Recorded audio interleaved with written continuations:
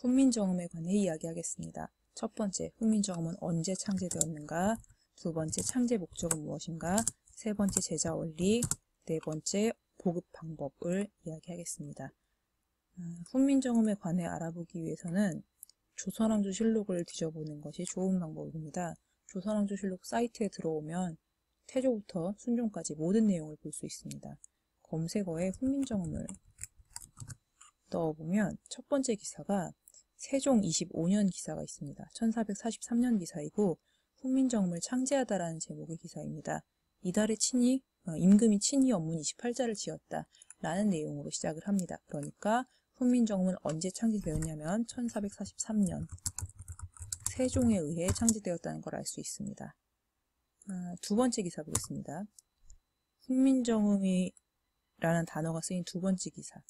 훈민정음이 이루어지다 라고 돼 있어요. 아까 1443년 기사에서는 훈민정음이 창제되었다라고 했잖아요. 이때 두 번째 나오는 요 훈민정음은 책 제목입니다. 그러니까 1446년에는 문자 훈민정음과 같은 제목의 책이 지어졌다라는 걸 알 수 있습니다. 1446년 책 훈민정음. 이때 훈민정음은 해례본입니다. 예를 들어 풀어서 설명한 책.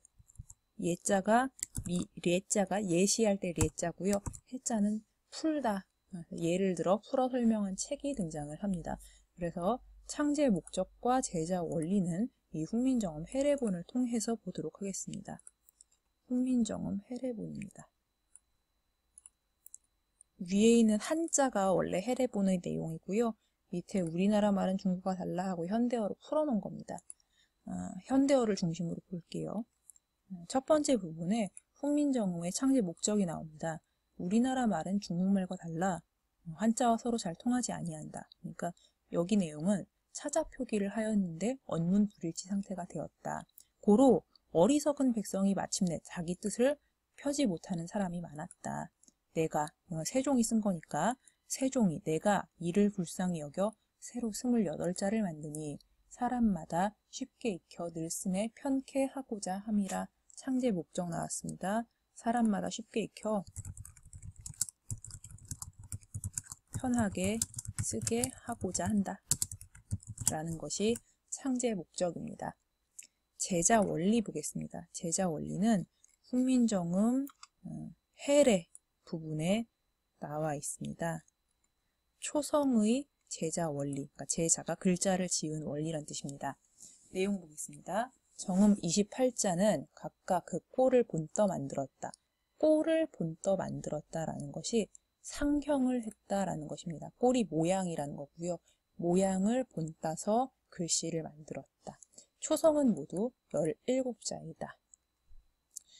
어금니 소리 기역은 혓뿌리가 목구멍을 닫는 꼴을 본떴고 하는 식으로 훈민정음 해례본에서 설명을 하나하나 합니다. 기역은 혓뿌리가 목구멍을 닫는 꼴을 본떴다. 니은은 혀가 윗잇몸에 붙는 꼴을 본떴다. 미음은 입의 모양을 본떴다. 시옷은 이의 모양을 본떴다.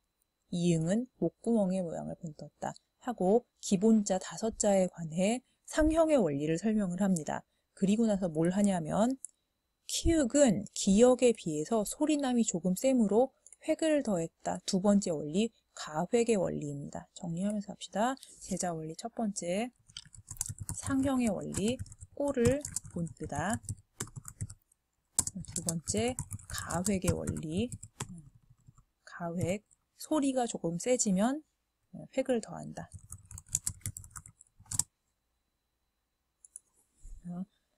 키읔은 기역에 비해 소리남이 조금 셈으로 획수를 더했는데 니은이 디귿보다 세고 디귿이 니은보다 세고 티읕이 디귿보다 세고 비읍이 미음보다 피읍이 비읍보다 지읒이 시옷보다 치읒이 지읒보다 여린 히읗이 이응보다 히읗이 여린 히읗보다 세서 그 획에 따라 획을 더하면 모두 한 가지다. 이때 뜻은 획을 더한 것은 모두 소리가 세져서 더하는 것이다. 다만 옛 이응은 다르다. 꼭지 이응은 다르다.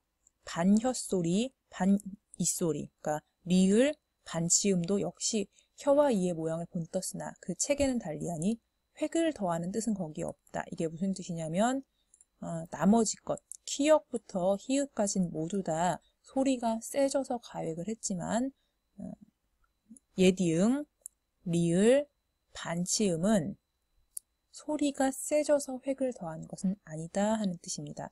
자, 훈민정음의 제자원리 두 가지, 상형과 가획을 했는데 상형은 기본자 5자, 기역, 니은, 미음, 이응, 시옷이었고 가획은 소리가 세져서 획을 더했지만 예외 3개, 예디응, 반치음, 리을은 꼭 소리가 세져서 더한 것은 아니다 라고 이야기를 합니다. 지금 이게 첫 소리의 제자 원리였습니다.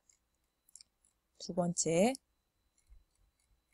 가운데 소리의 제자 원리 보겠습니다. 중성은 모두 11자이다. 아래아는 하늘이 자시의 열림이라 둥근 하늘 모양을 본떴다. 여기서 알 수 있는 것, 모양을 본떴다니까 중성의 아래아도 상형의 원리이다. 알 수 있고요. 은은 평평한 땅을 본떴다. 이는 일어선 모양은 사람을 본떴다. 그러니까 일어나 있는 사람의 모양을 본떴다 하는 뜻입니다. 자, 가운데 소리의 기본자 아래아, 이도 모두 상형을 했다는 걸 알 수 있습니다. 오는 아래아와 같으나 입이 오그라지며 그 꼴은 아래아와 으가 어울려 이룸이며 하늘과 땅이 처음 어우르는 뜻을 취함이라 하면서 오는 아래아와 오가 어울려졌다. 이건 합용의 원리라고 합니다. 세 번째, 합용.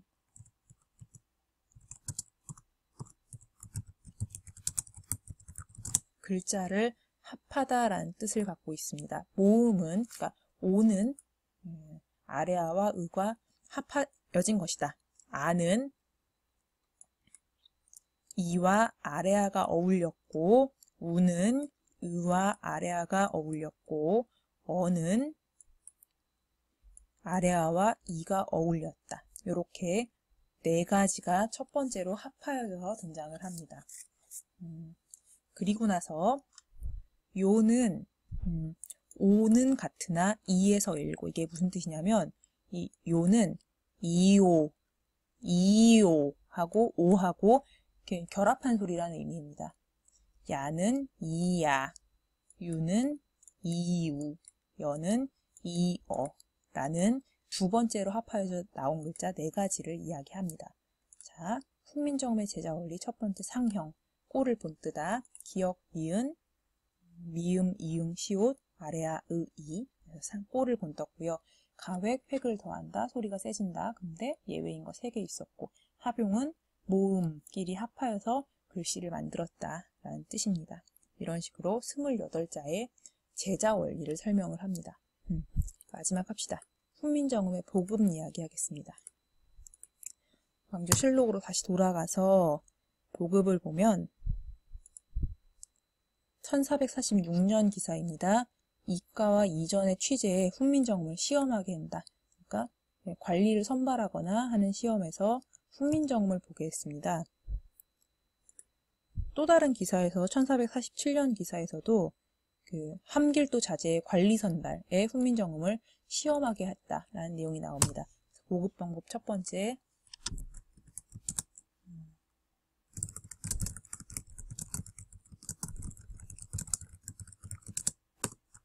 관리 선발 시험에 시험 과목으로 정한 방법을 썼고요. 두 번째,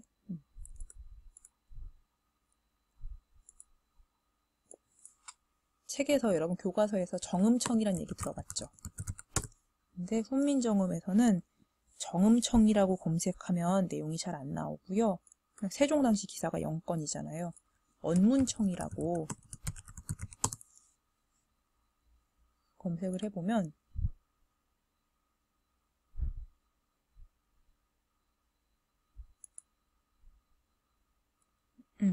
1446년에 드디어 언문청을 설치하여 사적을 상고하여 용비시를 첨입하게 한다. 그러니까 언문청, 그러니까 정음청을 설치해서 책을 짓게 만들었다라는 걸 알 수 있습니다. 보급 방법 두 번째, 정음청을 설치하여